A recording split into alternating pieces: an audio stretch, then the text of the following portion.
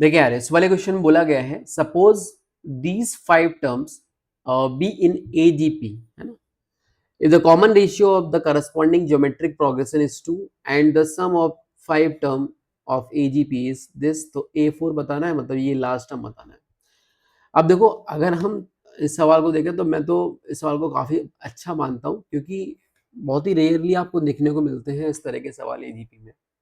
ठीक है, मतलब ऐसा नहीं है बहुत मुश्किल है, बट हाँ, थोड़ा सा बच्चा अगर नहीं करे तो अटकना स्वाभाविक है, इसीलिए हमने इस कैटेगरी में भी डाला है इस सवाल को। देखो होता क्या है, एजीपी में अगर अपन देखें तो हमारे पास जैसे एपी है, जैसे ये है ए प्लस डी, ठीक है, A+2D, इस तरीके से ली डॉट डॉट डॉट, ऐसे जीपी मैंने ले लिया AR, ठीक है बेटा, सॉरी, ए ले लिया पहला टर्म और दूसरा टर्म ले लिया AR, फिर अगला टर्म आ गया AR², और इसको जब आप मल्टीप्लाई करते हो करस्पॉन्डिंगली तो AR आता है, फिर ये आएगा AR इंटू A+D आएगा, है ना, और फिर ये तुम्हारे पास AR² इंटू A+2D आएगा एंड सो ऑन।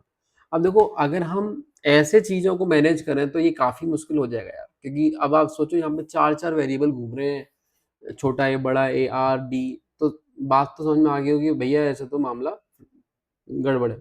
ठीक है, तो अब थोड़ा ढंग से हमें सोचना पड़ेगा कि कैसे हम इसको करें। तो हमने बोला एक काम करिए, आप आर को ये स्टैंड आउट कर रहा है तो आर को अलग रहने देते हैं, बट हम एक काम जरूर कर सकते हैं, आर को अलग करने, इस ए को वापस से इसमें मर्ज कर दिया तो AA+AD हो जाएगा। ठीक है, ऐसे ही R² को अलग रखा और यहाँ पे वापस से घुसा दिया तो AA+2AD हो जाएगा। ऐसे ही आगे भी आएगा। अब देखो मजे की बात क्या है कि देखो ये भी एक एजीपी है और ये भी एक एजीपी है। अच्छा, वैसे तो है ही, बट हम दिखाना क्या चाह रहे हैं वो सोचो आप। मैं बोल रहा हूँ फर्स्ट टर्म ये मेरा, ठीक है, इसको मैंने चलो एक्स बोल दिया, ठीक, फर्स्ट टर्म ये है तो ये भी एक्स हो गया, और ये लेस से वाई बोल दिया, ठीक है, तो ये एक्स हो गया और ये क्या हो गया, 2y हो गया कि नहीं हो गया। तो ये कुछ इस तरीके से लिखा है x,x+y इंटू आर, ठीक, x+2y इंटू R², समझ रहे हो? तो ये भी एक एजीपी है, इसमें कोई बुरा मानने वाली बात नहीं है। बस क्या है कि अब इस एजीपी का जो कॉमन रेशियो वो तो आ रही है, बट जो कॉमन डिफरेंस है ना, वो हम देख सकते हैं कि दिस माइनस दिस तो y के बराबर आ जाए। हालांकि कोई फर्क नहीं पड़ता कि भाई क्या डिफरेंस है, क्या होता, हमारे हाथ में हम सीरीज को क्या पाए। अब इसमें एक मजेदार चीज आपको ये समझनी चाहिए कि जैसे मुझे लेट्स से मान लो इसके एक अगला टर्म लिखना है, तो मैं कैसे लिखूंगा? मैं सिंपल ये करूंगा कि इसमें जो ये वाला जो एपी का टर्म है उसमें एक y ऐड कर दूंगा, 3y हो जाएगा, और यहाँ पे r का पावर बढ़ा दूंगा, काम खत्म। अगर मुझे मान लो इसके पीछे का टर्म लिखना हो तो मैं क्या करूंगा, इसमें से एक y घटा दूंगा, ठीक है, तो x+y आ जाएगा, और इस वाले में एक r से डिवाइड कर दूंगा, तो बेटा ये मिल जाएगा। अब इस बात की बहुत ही बढ़िया खूबसूरती है, आपने कभी मान लो इस तरह का नहीं किया है तो you will really appreciate it, है ना, कि भाई ये देखो कितनी बढ़िया चीज़ है ना। इस पे वापस से मुझे लगता है, बट एजीपी अगेन है नहीं, बट कहीं ना कहीं आपको सवाल देखने को मिल सकता है। ठीक है, अब इस चीज़ का ही इस्तेमाल अगर मैं यहाँ पे करूँ तो देखो कितना बढ़िया से काम होगा, A1 A2, ठीक है, और ये 2 है बेटा, और ये A3 है, और ये A4 है, और ये सब किस में है, एजीपी में है। क्लियर है आपको?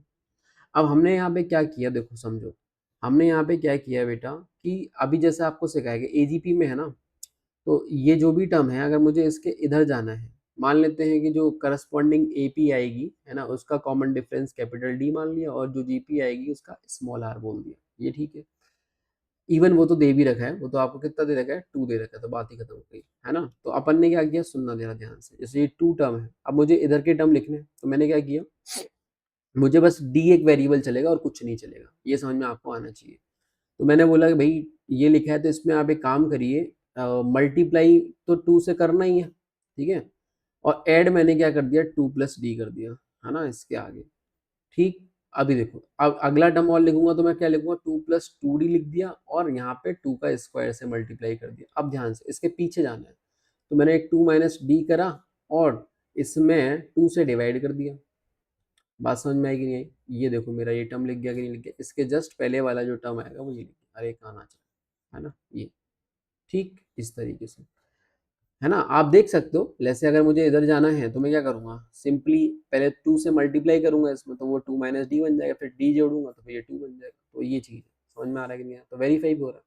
ऐसे अगर मैं यहाँ पे देखता हूँ तो 2 - 2D कर दूंगा, और नीचे बेटा 2 का स्क्वायर कर दूंगा। इस तरीके से मेरे ये पांचों के पांचों टर्म लिखा गए, और सिर्फ मात्र एक ही वेरिएबल में लिखा है। तो आप देख रहे हो कितना बढ़िया सवाल ही निकल के आया था। अब इनका सम जो है वो आपको 49/2 दे रखा है, तो चलो सम भी कर लेते हैं। तो 49/2 बराबर इन सब का सम कर लेते हैं। तो देखो भाई कांस्टेंट टर्म को पहले निपटा देते हैं। अच्छा, दो दो कॉमन निकल के तो गायब ही रहा है। 1/2 आएगा, 1/2 यहाँ से आया, यहाँ से भी क्या आएगा बेटा, 1 आएगा, है ना। सेपरेट कर दो आप। तो यहाँ से देखो 4 आ जाएगा, यहाँ से 8 आ जाएगा, है ना, 4 दूनी 8। और फिर हमारे पास डी का क्या चक्कर है, यहाँ से बेटा माइनस का d/2 आएगा, सही बात है। यहाँ से एक माइनस का d/2 फिर से आएगा, यहाँ से एक 2d आएगा, और यहाँ से 4 दूनी 8d आएगा। ठीक, तो ये हमारा देखो कितना हो गया, 12 13, सही है, 13 हो गया, और एक मिनट, 8 और 4 12 हो गया, और यहाँ पे कितना हो गया, 13 हो गया, 13 और ये हो गया, है ना। तो कुल मिला के 3 26 और 27/2। एक मिनट, कोई गड़बड़ तो नहीं करी है अपन ने। 27/2 ये आ रहा है। और यहाँ से देखो तो 10 ये हो गया, और माइनस का 1 हो गया, तो 9d ये आ रहा है। ठीक है, दिस इज इक्वल टू 49/2। ठीक। अच्छा, एक दो और रह गया ना इसमें, ये वाला, वही मैं कह रहा था। दो और ऐड करोगे तो वो 4 और ऐड हो जाएगा। तो कुल मिला के यहाँ पे 9d की जो वैल्यू है वो आ जाएगी कितनी, 31। इसमें से घटा दीजिए आप। ठीक है, तो 31 घटाएंगे तो ये 18 आ जाएगी, 18/2, तो मतलब ये तो 9 ही हो गया। तो डी यहाँ से कुल मिला के 1 आ गया, बात खत्म हो गई। डी की वैल्यू 1 आ गई। अब हमें A4 पूछा है ना, A4 जो है वो इन्होंने इसको बोला है। तो 2 + 2 × 4 मतलब 16 आंसर आ जाएगा। 16 इज द करेक्ट आंसर। ठीक है बेटा, तो काफ़ी बढ़िया सवाल है।